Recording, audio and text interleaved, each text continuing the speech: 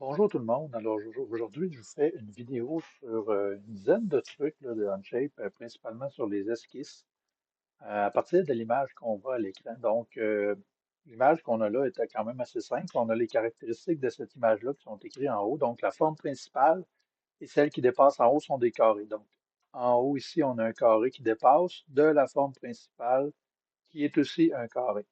Ensuite, on nous dit que les trois trous sont de même diamètre, comme ça. Le trou du haut est centré sur le carré qui dépasse. Donc, ce trou-là ici est au milieu de ce côté-là et au milieu de ce côté-là ici. Les trous du bas sont centrés dans le carré du bas. Donc, ici, ce trou-là et ce trou-là sont centrés, on le voit ici en hauteur, sur le carré.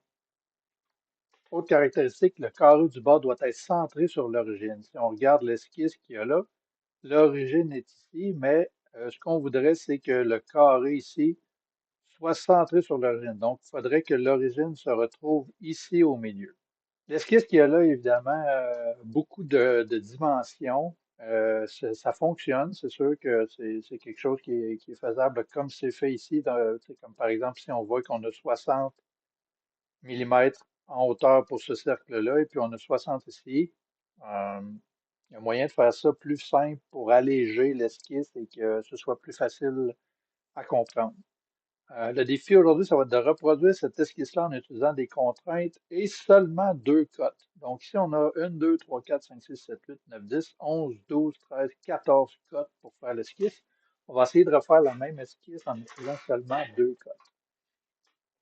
Première chose qu'on va faire, on va aller dans notre Onshape. Je suis déjà dans un document qui s'appelle Onshape Trucs et Astuces. Je vais vous partager le lien vers ce document-là dans la description du vidéo. Première chose que j'aimerais faire, évidemment, on peut, si on veut travailler sur cette esquisse-là, on pourrait la mettre ici de côté. Et puis sur l'autre côté de l'image, on aurait comme ça notre Onshape. Ça, c'est une façon qu'on pourrait avoir dans le même écran en même temps, notre Onshape et l'image qu'on veut faire. Ce que je vais faire, c'est que je vais importer à la place l'image dans mon document, puis je vais quand même ensuite séparer l'image en deux. Mais c'est juste pour vous montrer aussi la fonctionnalité de travailler avec plusieurs onglets. Donc, je vais déplacer l'image ici dans mon autre écran. Je vais agrandir celle-là ici. Et puis, je vais cliquer sur le plus ici en bas à gauche, importer. Et puis là, je vais aller sélectionner dans mon écran euh, mon image ici pour qu'il s'insère dans mon document. Donc, on voit ici un nouvel onglet qui est apparu. C'est l'onglet de l'image avec laquelle on va travailler. Ce qui est le fun avec Onshape, c'est qu'on peut travailler avec plusieurs onglets. Donc, je vais aller sur mon onglet en haut de Google Chrome. Vous pouvez utiliser Firefox ou Microsoft Edge, ça fonctionne aussi bien là, pour utiliser Onshape. Moi, j'aime bien Google Chrome. Je vais dupliquer mon onglet. Dans l'onglet que j'ai ici, j'ai accès à mon image qui va me servir de référence. Et puis dans l'autre onglet ici, je peux aller sur le Part Studio. Ce que je vais faire, je vais prendre mon onglet qui est ici, je vais le déplacer à droite et puis à gauche, je vais mettre mon Onshape. Donc là, on a deux onglets du même document. On peut voir là, qu'on est dans les deux documents parce que là, c'est sûr que c'est la même personne, mais on voit que je suis là deux fois puis pas de la même couleur. Donc, dans le document de droite, on voit que je suis aussi dans le Part Studio 1. Et puis dans le document de gauche, on voit que je suis aussi dans l'onglet qui sert à mon image. Je vais juste rapetisser un peu l'image de droite, comme ça. On va être quand même capable de voir ce qu'on fait. Donc, la première chose, je vais me créer une esquisse. Et puis, je vais la créer sur ma vue de mon plan front. Je ne sais pas pourquoi il y a encore certaines choses dans le shape qui ne sont pas traduites en français. Puis, vous m'excuserez si jamais j'utilise des termes en anglais, mais habituellement, je travaille avec un shape en anglais. Je vais essayer de faire ça le plus en français possible pour que tout le monde me suive comme il faut.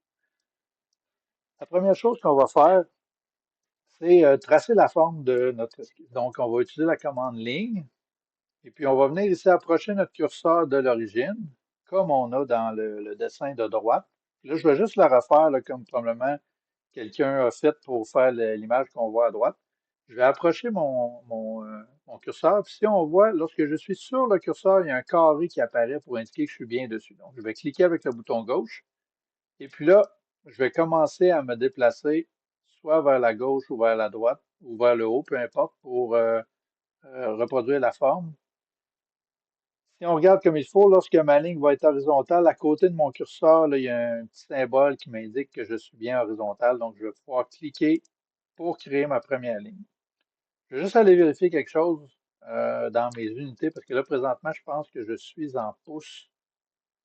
Donc, je vais aller dans le petit menu, ce que j'appelle mon hamburger ici en haut à gauche. Unité de l'espace de travail.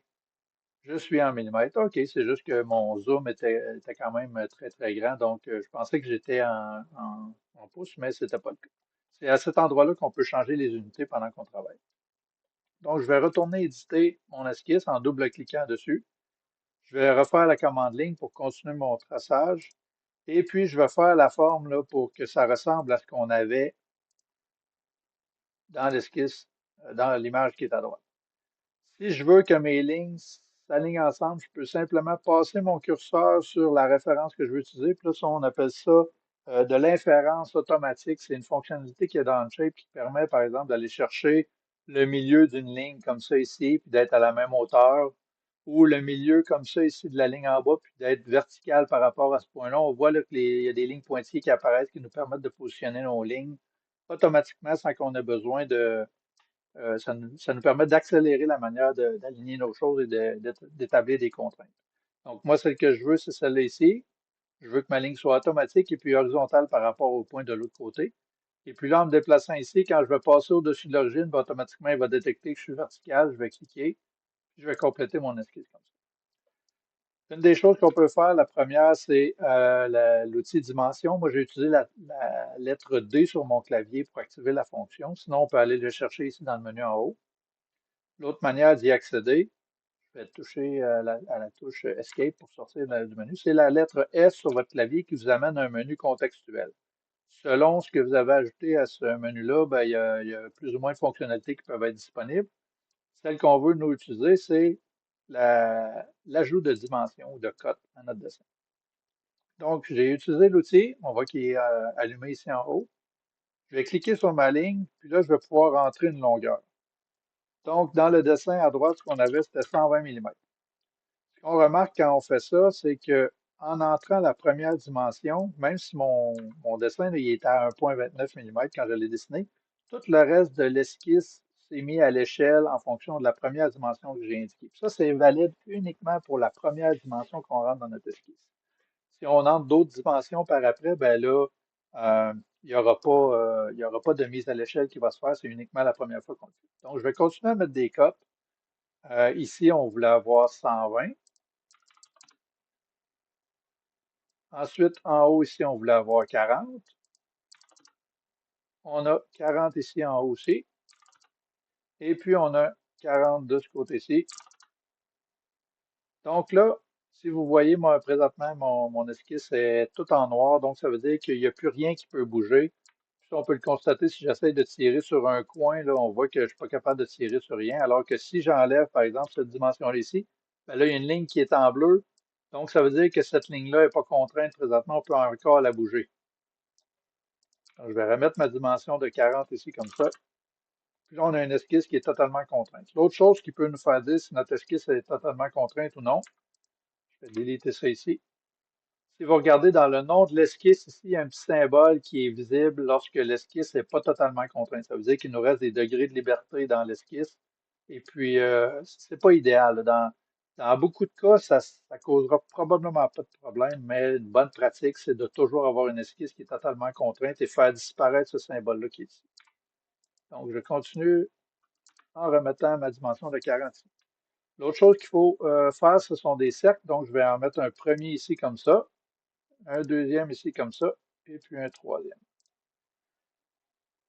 On va ensuite aller dimensionner la position de ces cercles-là et leur diamètre. C'est le même outil qui sert à dimensionner le diamètre du trou, comme ça ici, de 20, et l'outil qui va servir à le positionner, par exemple, le centre de mon cercle par rapport au côté qui est ici, si je veux avoir 20, je vais le faire comme ça.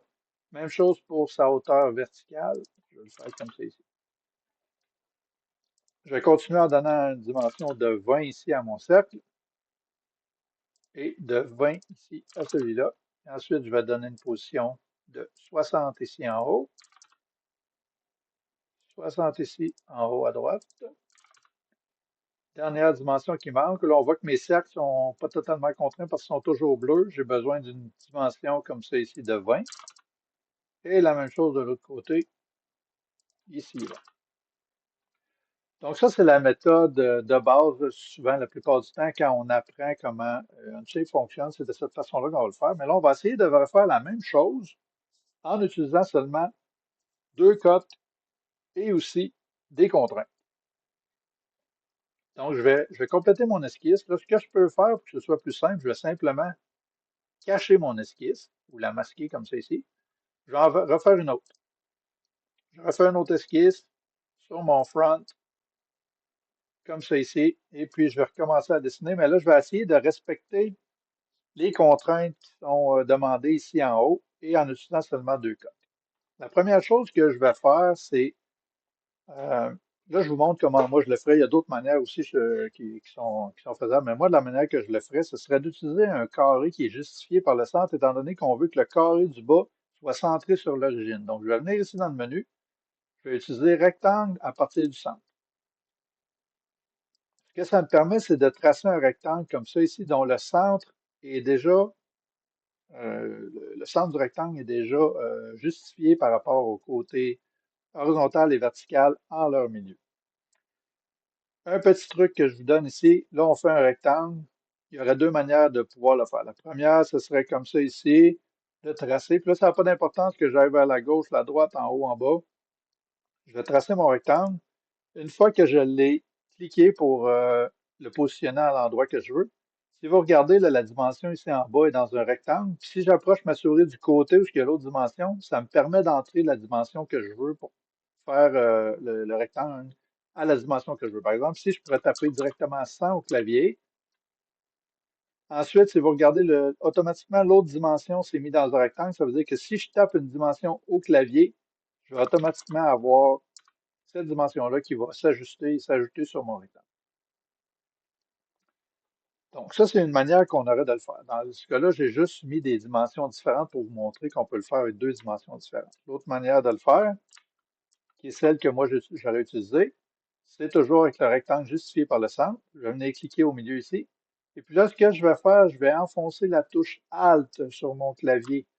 Ce que ça me permet de faire, c'est de faire un carré plutôt qu'un rectangle. Si vous regardez, là, quand je déplace ma souris, il y a juste une dimension en bas qui va pouvoir être entrée parce que les côtés vont avoir une contrainte d'égalité avec la dimension qui est en bas. Donc, je vais cliquer une première fois pour placer mon carré. Puis là, je vais aller directement, étant donné que j'ai ce rectangle-là ici qui est affiché, entrer ma dimension de 120.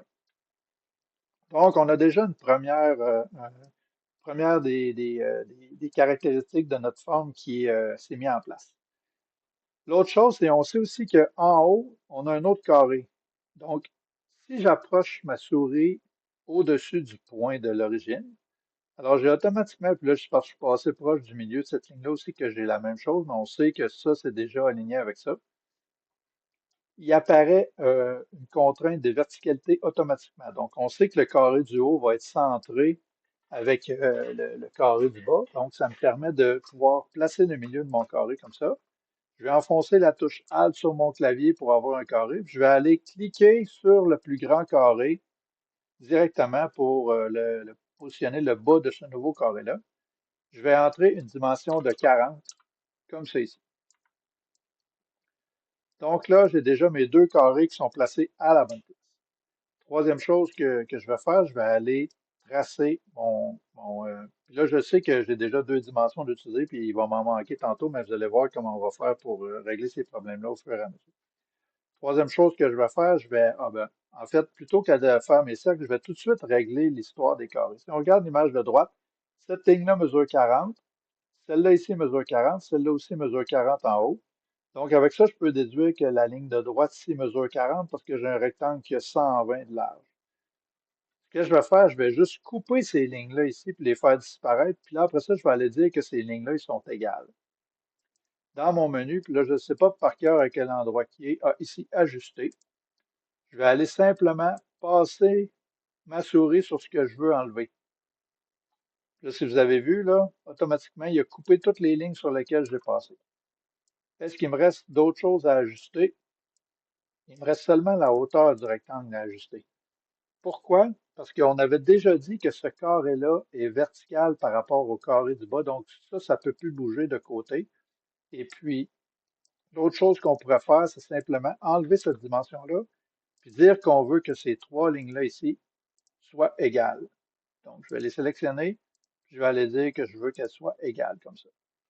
Donc, ma forme extérieure de ce qu'on a à reproduire est présentement déjà tout aux bonnes dimensions par rapport à droite. Donc, on a quand même éliminé plusieurs cotes, là. On a éliminé le 120 qu'il y a là, le 40 qu'il y a là, le 40 qu'il y a là et le 40 qui est ici. Prochaine étape, on va créer des cercles. Je vais utiliser mon outil du cercle justifié par le centre. Je vais faire un premier cercle ici. Puis là, on a la même chose ici. Regardez, je peux tout de suite rentrer mon diamètre. Je vais rentrer mon diamètre de 20. Lui est déjà positionné au bon endroit parce que le point qu'on avait juste avant que je le fasse, c'est déjà le centre de la forme carrée qu'on avait là, parce que les côtés sont égaux et puis le point représentait l'endroit où on avait mis le centre de notre carré. Donc, je sais déjà que mon cercle ici va être à la bonne place. L'autre chose qu'on va faire, c'est ensuite les deux cercles qui vont de chaque côté. Si je regarde mon image, le côté ici a 40 et puis la position est de 20 par rapport au côté. Donc, le centre de ce cercle-là est égal verticalement, est aligné verticalement avec le milieu de cette ligne-là. Même chose de l'autre côté, on a 20 ici, on sait qu'on avait 40 là, donc ça va être aligné. Ensuite, en hauteur, on est centré sur le carré. On avait une des caractéristiques ici qui disait 60, 120. Donc, ces deux cercles-là sont alignés avec le milieu de la ligne qui est ici. Même chose de l'autre côté, ou en fait, qui est mon origine. Je vais utiliser l'outil cercle. Je vais aller chercher le milieu de ma ligne, puis je vais descendre comme ça. Quand je vais arriver à la bonne place, là, automatiquement, il va aligner. Et puis, je vais aller faire ça ici comme ça pour positionner mon cercle. Je vais faire la même chose de l'autre côté. Comme ça ici, je vais faire mon cercle. Là, ce qui me reste à faire, c'est de dire que ces trois cercles-là sont égaux. Donc, je vais les sélectionner. Un, 2 et 3. Et puis, je vais aller ici. Il est déjà visible sans que j'aie à descendre le menu parce que c'est la dernière option qu'on a utilisée. Donc, je vais cliquer sur égal. Et voilà, j'ai fait la même chose qui est écrit, qui est sur le dessin de droite, avec seulement deux dimensions, en utilisant des contraintes d'horizontalité, de verticalité et d'égalité pour reproduire cette forme-là. Quelques autres trucs peut-être que je peux vous donner en même temps. Si vous avez dessiné une forme comme ça, puis là, vous voyez qu'il n'y a plus de bleu nulle part, donc ça veut dire qu'il y a des contraintes partout. Ici, il n'y a pas de dimension sur le cercle. Si on veut voir pourquoi ce cercle-là est noir, alors qu'on n'a pas mis de dimension dessus, si on approche du cercle, il apparaît deux petits symboles égaux ici. Donc, ça nous dit qu'il est égal au cercle d'en haut et qu'il est égal aussi au cercle à gauche. On les voit là s'allumer à l'écran quand je passe ma souris dessus. Je vais avoir la même chose si j'approche celui-là ici. Celui-là, il est simplement égal avec le cercle de droite. Donc, ça, c'est une façon de voir qu'est-ce qui est égal à quoi. Par exemple, ici, si je veux voir cette ligne-là, c'est quoi qui la définit? Donc, je vois qu'elle est perpendiculaire avec la ligne de droite, je vois qu'elle est horizontale et je vois qu'elle est égale avec la ligne de gauche. Donc, ça, c'est une manière de voir là, chacune des contraintes qui définissent les entités de mon esquisse. L'autre chose, c'est que dans la boîte de dialogue esquisse, j'ai affiché les contraintes. Donc, ça, ce que ça fait, c'est que ça les met toutes visibles directement à l'écran comme ça. Ça peut être pratique là, des fois de les avoir tous à l'écran parce que je peux les déplacer. Puis des fois, là, on ne le voit pas bien, là, mais je peux avoir des contraintes qui s'empilent les unes sur les autres. Puis quand j'essaie d'approcher ma souris, ben là, ils s'empilent, donc je ne vois plus qu'est-ce qui est quoi. Mais si je les affiche tout en même temps, ben là, je suis capable de les placer puis toutes les voir, là, puis d'aller regarder qu'est-ce qui fait quoi dans mon esquisse. Autre chose qui pourrait être intéressante, je vais juste vous montrer, si par exemple, je voudrais ajouter ici une ligne. Euh, Quand je vais tracer ma ligne, je pourrais ne pas vouloir qu'elle soit verticalement ici, par exemple, verticale avec l'origine. Je voudrais qu'elle soit juste à côté, mais à toutes les fois que je m'approche, j'ai ça qui apparaît, là, l'inférence automatique, puis je voudrais pas que ça s'active. Ce que je peux faire, puis là, j'aurais le même problème, par exemple, si je passe proche de n'importe quelle ligne ou point, aussitôt que je vais passer à quelque part là, qui est verticale ou horizontale, ben, je vais avoir ces lignes-là qui vont apparaître tout le temps. Puis des fois, ça pourrait me nuire là, dans une esquisse simple comme celle-là, peut-être pas. dans une esquisse compliquée, ça pourrait arriver. La manière de faire désactiver pendant que je dessine cette inférence automatique-là, c'est d'appuyer sur la touche majuscule. Donc là, présentement, j'appuie sur la touche majuscule. Si vous regardez, là, mon curseur n'essaye plus de s'attacher avec rien existe dans l'esquisse. Donc, je pourrais tracer autant de lignes que je veux, puis là, il n'y a aucune contrainte qui va se créer dans mon esquisse. Autre chose peut-être que vous venez de remarquer, c'est que quand vous tracez des lignes, je vais juste faire des undo, annuler pour enlever les lignes. Si je clique la fonction ligne, bouton droit de ma souris, bouton gauche de ma souris, puis que je trace une première ligne, puis une deuxième, puis une troisième, ben là, j'ai des lignes en continu qui se tracent plutôt que d'en tracer juste une. Si je veux en tracer juste une, le truc, c'est que lorsqu'on va tracer la ligne, on va cliquer pour partir la ligne, puis on va maintenir le bouton gauche enfoncé pendant qu'on trace. Puis quand on va le relâcher, ben là, on a tracé seulement une seule ligne et non pas plusieurs lignes qui se sont attachées les unes avec les autres. Donc, je vais effacer ces lignes-là. L'autre chose qui pourrait être intéressant, c'est que Onshape va prendre par défaut un des onglets de notre document. Souvent, c'est le dernier qu'on a consulté comme étant la vignette ou la petite image qui représente le document quand on est dans la page des documents. Ce que je peux faire, c'est que je peux dire Onshape en cliquant le bouton droit ici que je veux sélectionner cet onglet-là comme vignette de document. Dans le cas qui nous intéresse, je vais le faire avec l'image qu'on avait à reproduire ainsi que les caractéristiques de cette image-là. Je vais aller cliquer bouton droit, sélectionner comme vignette de document. Alors, ce que ça fait, c'est que quand on va voir notre document sur la page d'accueil, c'est une vignette, une miniature de cet onglet-là qui va apparaître comme étant la vignette du document. Autre chose qui pourrait être intéressant à savoir, c'est que lorsqu'on trace une forme comme ça ou une autre forme, si je fais une ligne, par exemple comme ça ici, je commence, puis que je ramène, là, présentement, je trace une deuxième ligne. Si je ramène mon curseur pour passer par-dessus la fin de la ligne précédente, regardez, là, juste au-dessus, il apparaît un symbole d'arc. Alors, ce que ça permet de faire, c'est de tracer un arc qui est tangent à cette ligne-là qu'on vient juste de dessiner. Là, ça s'active, ça se désactive, cette fonctionnalité-là, à chaque fois que je vais venir repasser avec ma souris proche du curseur. Donc là, je reviens à une ligne droite, je repasse sur le bout de ma ligne, puis là, je reviens à un arc de cercle. Une fois que je vais avoir cliqué mon arc de cercle, ben là, je retombe à une ligne automatiquement qui est tangente ou non avec le cercle. On va apparaître le petit symbole de tangente si je suis au bon endroit. Si je veux repartir un autre arc de cercle, je vais simplement repasser dessus et je vais pouvoir comme ça là, tracer plusieurs formes qui sont toutes tangentes les unes avec les autres selon l'endroit où je me trouve, comme ça ici, comme ça. La seule chose que je ne peux pas faire, c'est aller chercher une tangence à la fin. Donc, je vais être obligé moi-même, par exemple, d'aller dire que je veux avoir une tangence entre cet arc-là et celui-ci. Donc là, tous mes arcs de cercle ici sont tangents. On pourrait le voir ici en cliquant sur ça et constater qu'on a une tangence ici, on a une tangence là et on a une tangence ici, je veux dire tangence là et tangence là. Même chose pour l'arc de cercle qui vient relier le début de notre esquisse. Donc, je vais effacer ce que je viens de dessiner, comme ça ici. Supprimer. Dernière chose qui pourrait être intéressante à savoir, c'est que quand on a, par exemple, une cote comme ça ici, ou comme ça, je pourrais vouloir que, par exemple, cette dimension-là soit égale à, là, ici c'est 20 mm, 120 ici, je pourrais vouloir que cette dimension-là soit 1/6 de mon autre dimension. Je pourrais écrire 120 divisé par 6, entrée, et puis là, on voit que devant la cote, il y a la lettre F qui représente une fonction. Donc, ce que ça me dit, c'est que cette cote-là ici, c'est une formule qui a servi à définir le 20 mm qui est là. Si j'approche ma souris de la cote et que je la passe par-dessus, on voit c'est quoi le calcul qui a été fait. Donc, il n'y a rien qui vous empêche là, quand vous faites vos dimensions de rentrer une formule. Je pourrais aussi faire 120 pouces divisé par. En fait, je vais plutôt le faire ici en bas. Je vais le faire sur un autre à côté. Dessiner un cercle ici.